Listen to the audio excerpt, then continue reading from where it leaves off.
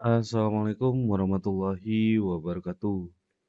Halo teman-teman semuanya, jumpa kembali dengan saya pada pembahasan soal FR khusus untuk P3K Guru Agama Islam. Ini merupakan seri lanjutan yang terakhir ya teman-teman, yaitu seri ke-10. Nanti kita akan kembali mereview setelah seri ini. Saya akan kumpulkan kembali soal-soal yang saya tanyakan kepada teman-teman yang sudah pernah mengikuti tes P3K Agama Islam yang sudah lolos di tahun kemarin. Baik teman-teman semuanya, tanpa perlu berlama-lama lagi, kita akan kembali mereview atau membahas soal-soal yang sudah saya siapkan ini. Baik, pada soal yang pertama kita akan bahas mengenai hadis. Yang pertama adalah hadis yang disampaikan para sahabat Nabi Shallallahu Alaihi Wasallam yang diawali dengan ungkapan bahwa Nabi Shallallahu Alaihi Wasallam bersabda, oleh para ulama dikelompokkan sebagai jenis A. Hadis fi'liyah dalam kurung perbuatan, B. Hadis takriyah dalam kurung penetapan, C. Hadis kauliyah dalam kurung ucapan, D. Hadis sifatiyah dalam kurung sifat-sifat Nabi. Baik, kita coba ya teman-teman untuk membahasnya. Yang dimaksud dengan sunnah berupa perkataan dalam kurung kauliyah adalah segala sesuatu yang memang berupa perkataan Nabi Shallallahu Alaihi Wasallam. Biasanya sunnah kauliyah ini dalam bentuk sederhananya diungkapkan dengan kata-kata Nabi bersabda. Jadi di sini cukup jelas ya teman-teman bahwa jawaban dari soal nomor 1 itu adalah yang C, yaitu hadis kauliyah. Baik, kita lanjutkan pada soal berikutnya, yaitu soal nomor 2.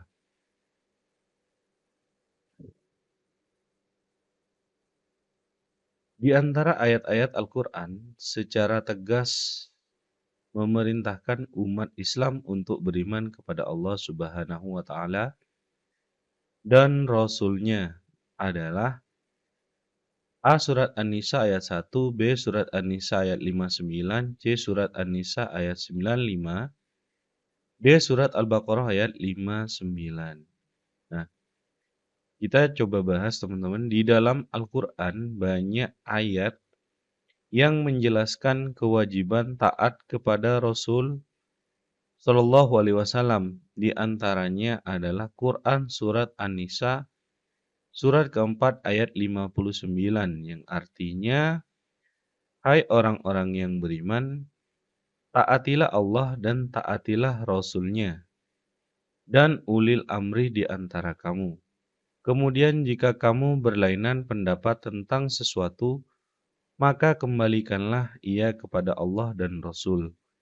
Jika kamu benar-benar beriman kepada Allah dan hari kemudian, yang demikian itu lebih utama bagimu dan lebih baik akibatnya.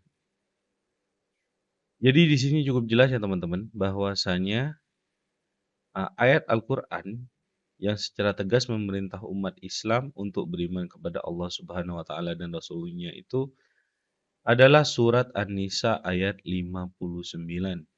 Jadi jawaban dari soal nomor 2 itu adalah yang B. Baik, kita coba lanjutkan pada soal berikutnya, yaitu soal nomor 3. Berdasarkan argumen keimanan, maka menerima segala yang berasal dari Rasul Allah adalah kecuali A. Konsekuensi beriman kepada Allah Subhanahu wa Ta'ala, B. Kebutuhan asasi orang beriman, C. Kewajiban yang tidak dapat ditawar, D. Sesuai dengan kebutuhan saja. Jawabannya adalah yang D, yaitu sesuai dengan kebutuhan saja. Baik, kita lanjutkan pada soal berikutnya, yaitu soal nomor 4. Surat An-Nahl ayat 44 menjelaskan tentang salah satu tugas Nabi Shallallahu Alaihi Wasallam, yaitu A. Membuat hukum tersendiri dalam agama. B. Menyampaikan dan menjelaskan ayat-ayat Allah Subhanahu wa Ta'ala. C. Mengajarkan berbagai bentuk ibadah. D. Menghukum setiap umatnya yang melanggar. Nah, coba kita bahas. Hal ini diisyaratkan oleh Allah Subhanahu wa Ta'ala dalam surat An-Nahl surat ke-16 ayat ke-44 yang artinya, kami turunkan kepadamu Al-Quran agar kamu menerangkan pada umat manusia apa yang telah diturunkan kepada mereka dan supaya mereka memikirkan. Nah, dengan alasan tersebut, mutlak Al-Quran membutuhkan penjelasan lebih lanjut. Dan itulah salah satu peran kunci sunnah Nabi Muhammad SAW. Jadi jelas ya teman-teman, di sini jawaban dari soal nomor 4 ini adalah yang B, yaitu menyampaikan dan menjelaskan ayat-ayat Allah Subhanahu wa Ta'ala. Kita lanjutkan pada soal nomor 5. Dua perkara yang diwariskan Nabi Shallallahu Alaihi Wasallam dan apabila umat Islam berpegang teguh kepada keduanya maka akan selamat. Kedua hal tersebut adalah A. Segala bentuk perintah dan larangan. Yang kedua, keluarga dan para sahabatnya. Yang ketiga, Al-Quran dan Sunnah. Yang keempat, ilmu dan kekuasaan. Cukup jelas di sini jawabannya adalah yang C, yaitu Al-Quran dan Sunnah. Ya, mungkin ada tambahan dari teman-teman, boleh ditambahkan di kolom komentar ya teman-teman, agar kita bisa mendapatkan wawasan lebih dan bisa belajar bersama, kita sharing-sharing bersama. Kita lanjutkan pada soal nomor 6. Al-Quran memerintahkan kepada seorang muslim yang sudah balik untuk mengerjakan sholat. Perintah tersebut juga disampaikan oleh Rasulullah SAW. Maka dalam hal ini, posisi hadis terhadap Al-Quran adalah A. Membuat hukum tersendiri. B. Menetapkan hukum secara permanen. C. Memutuskan apa yang sudah ada. D. Menguatkan hukum yang telah ditetapkan di Al-Quran. Jadi, untuk soal nomor 6 ini jawabannya adalah yang D, yaitu menguatkan hukum yang telah ditetapkan di dalam Al-Quran. Kemudian yang nomor 7 kita bahas langsung saja.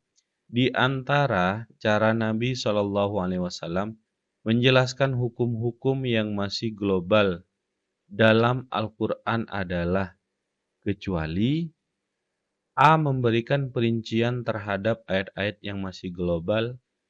Yang B. Membuat hukum tersendiri. Yang C. Membatasi kemutlakannya. Yang D. Mengkhususkan atas ayat yang masih bersifat umum.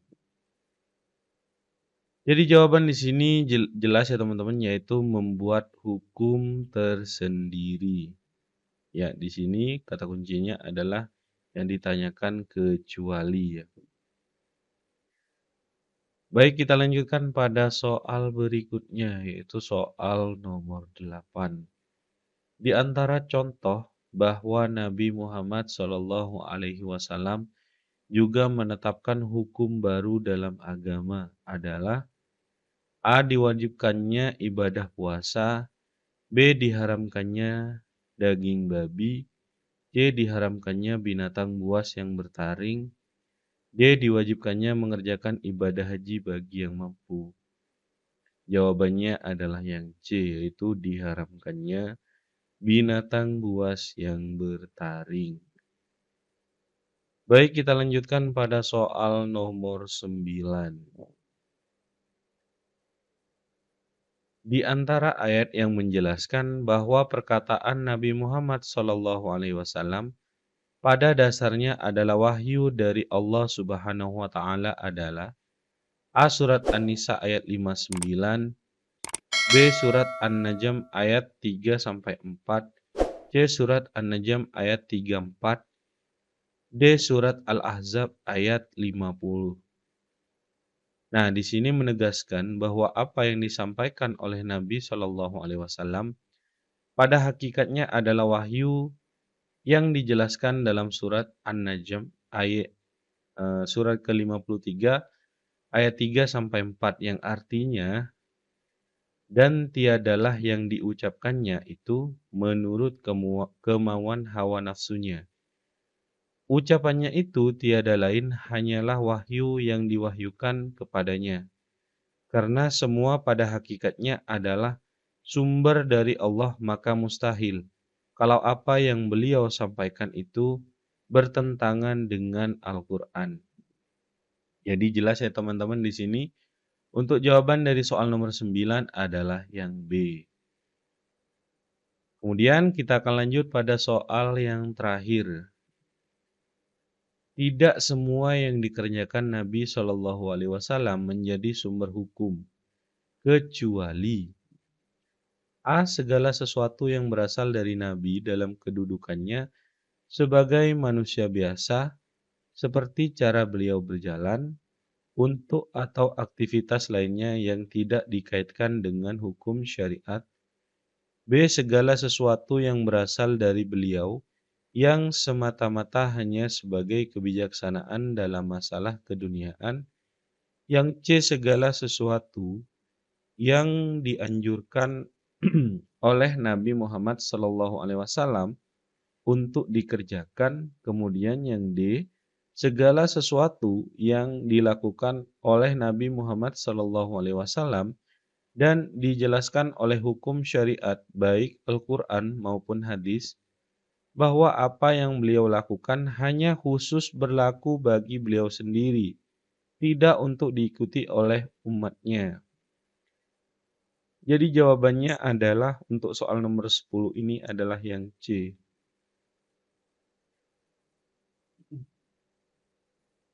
Baik teman-teman, mungkin hanya itu saja pada kesempatan kali ini dari seri 10. Ya, tuntas sudah seri 1 sampai 10. Dan bagi teman-teman yang baru bergabung di channel ini, jangan lupa untuk mengklik tombol subscribe agar tidak ketinggalan setiap saya update video-video terbaru di channel ini. Ayo teman-teman semuanya, kita belajar bersama. Semoga apa yang kita harapkan di tahun ini terwujud. Dan bagi kita semua yang akan mengikuti tes, dimudahkan, dilancarkan, dan diluluskan semuanya. Amin. Baik teman-teman, mungkin hanya itu saja dari saya. Kurang lebihnya saya mohon maaf. Akhir kata, wabillahi taufik wal hidayah, waridho wal inayah. Wassalamualaikum warahmatullahi wabarakatuh.